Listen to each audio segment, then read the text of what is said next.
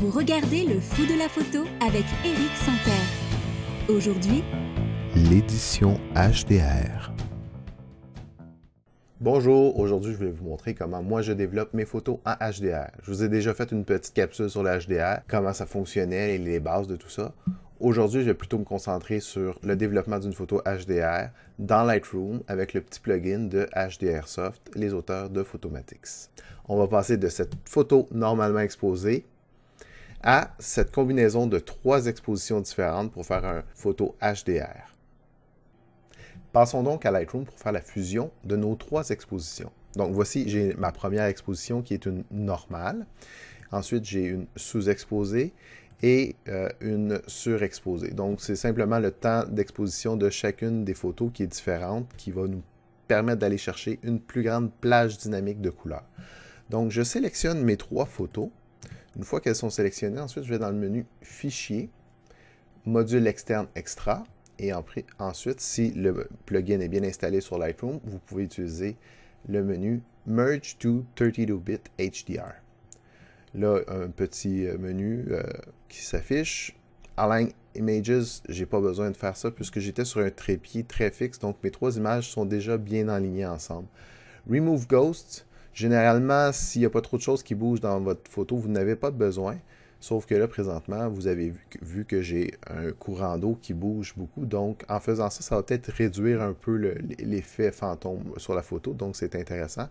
Reduce Noise aussi, ça peut être intéressant parce qu'il y a des zones qui sont plus sombres ou est-ce qu'il y a finalement du bruit numérique qui s'est ajouté à la photo. Donc, maintenant, je suis prêt à faire la fusion de mes 3 expositions. Tout dépendant de votre ordinateur, ça va prendre plus ou moins de temps.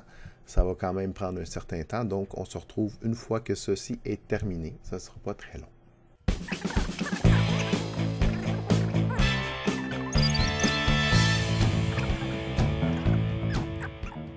Et ben voilà, c'est fait. Donc ici, on a notre photo HDR qui est, somme toute, à première vue, semblable à la photo d'exposition normale.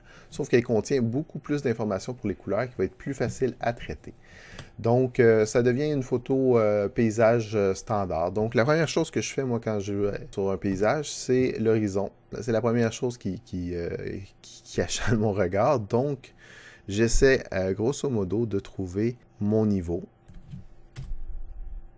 À peu près comme ça, ce serait pas pire. Ensuite de ça, la photo est un peu sombre, quoique pas si mal, parce que c'était vraiment à 7h15 le soir, donc il commençait à faire noir, mais on va rajouter un peu de luminosité, mais à peine. Plus de contraste. Ça, le contraste, ça va nous permettre d'aller chercher des belles couleurs là, dans le ciel. Je trouve que la partie inférieure ici est un peu sombre. On veut aller chercher plus d'informations, donc on va rajouter un filtre gradué ici. Ce filtre-là, il est déjà programmé pour avoir un peu plus d'exposition, mais je pourrais en rajouter un peu plus, comme ça. On pourrait mettre un peu de contraste, ça pourrait rendre les choses intéressantes. On va se mettre vraiment à l'horizon comme ça. Un peu de contraste, un peu. Oh, pas trop, hein? C'est toujours avec Lightroom ou n'importe quel logiciel de doser entre le trop et le pas assez. Donc, on y va comme ça. J'ajouterais... Non, je pense que j'enlèverais un peu de saturation pour pas que le jaune de l'eau, qui, personnellement, j'aime pas trop ça, donc il va paraître un peu moins comme ça, en enlevant un peu de saturation dans l'image. On peut rajouter de la netteté, ça c'est intéressant dans les paysages, d'avoir des choses un peu plus claires. Donc, on peut faire terminer ici comme ça. Si on regarde de proche, on voit que c'est pas si mal. Autre détail dans un paysage avec un grand ciel comme ça, tout uni. Si votre appareil est un peu plus vieux ou en tout cas qui a été plus utilisé comme le mien, c'est que votre capteur va se ramasser avec plusieurs poussières. Donc on peut aller corriger les poussières.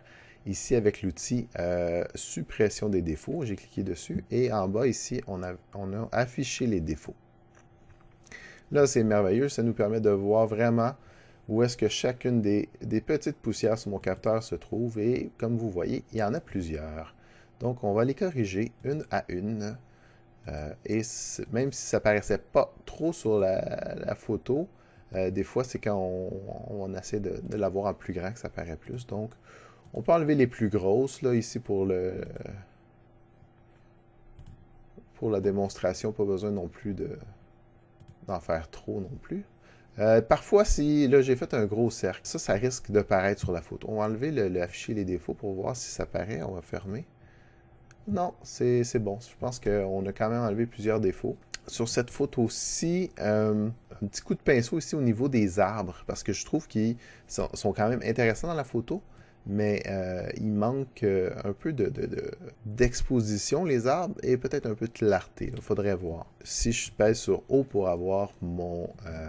O, c'est pour overlay, donc on le voit en rouge. On voit où est-ce que les coups de pinceau ont été donnés pour les besoins de la cause. J'essaie d'augmenter l'exposition. Si je l'augmente trop, c'est vraiment trop comme ça. Clarté, un peu de clarté, des fois, ça va... Est-ce que je peux zoomer dessus comme ça? Qui vont pouvoir me donner... Ah, avec la netteté comme ça, ici. Un peu de clarté. Le contraste, non, moins de contraste, je penserais, je dirais. Comme ça. Et voilà, on fait terminer. Donc, si je regarde ce que ça a donné mon coup de pinceau, avec ou sans coup de pinceau, sans, c'est plus sombre, c'est vraiment une ligne presque noire. Avec, ben là, ça fait vraiment ressortir le tout. Donc, moi, je trouve ça intéressant. Dans l'image, en général, on peut rajouter aussi de la clarté un peu partout. On va rajouter de la saturation. Ça, c'est vraiment là qu'on peut aller rechercher plus de couleurs. Peut-être qu'en ajoutant de la saturation, on est tombé un petit peu trop dans les bleus, je sais pas. Comme ça, environ. Dernière petite touche, un peu de netteté peut-être. On peut regarder ce que ça donne ici. En utilisant ici la petite croix, on va regarder la netteté, ce que ça donne si on l'augmente. Si on n'en a pas, c'est flou. Si on l'augmente, on a un paysage un peu plus net. On monte le rayon, ça donne plus défini un peu. On peut mettre le masquage, comme ma capsule qui parlait de la netteté dans une photo. Donc, on va vraiment aller chercher ce qui nous intéresse à donner plus de netteté comme ça. Réduction du bruit. Peut-être légèrement d'aberration chromatique dans la photo. Donc, de bruit plutôt chromatique, je devrais dire, à ce niveau-ci. Donc, si on rajoute ici la réduction du bruit de couleur, ça va nous enlever ces petits bruits-là. Ah oui, une dernière chose, j'avais réussi à... Je trouvais ici que l'eau qui allait vers la rivière, je trouvais ici que c'était comme un peu déformé. Donc, on peut réussir ici, avec la correction d'objectif manuel, à venir corriger un peu comme on... pour les aligner un peu comme on veut. Vous voyez, ici, je fais ça comme ça, une petite affaire. Des fois, c'est vraiment là, des détails. On peut faire contraindre le recadrage comme ça.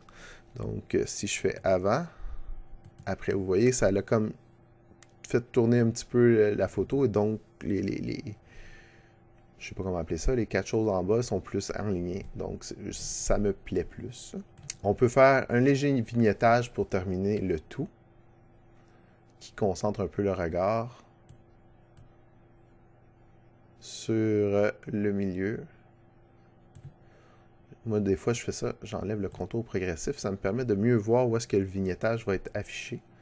Donc, j'aurais même tendance à y aller arrondi, plus au milieu, comme ça. Puis, après ça, j'enlève le progressif. Puis après ça, je joue avec le gain pour avoir quelque chose quand même assez subtil, mais qui est présent. Donc, avant, après. Donc, je trouve que ça donne quelque chose d'intéressant comme ça.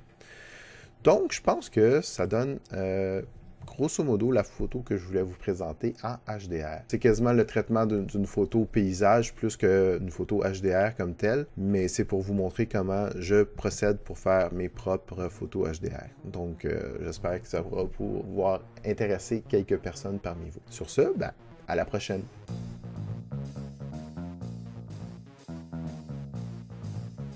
N'oubliez pas de vous abonner à la chaîne YouTube. Vous pouvez également suivre le Fou de la photo sur Facebook et Twitter.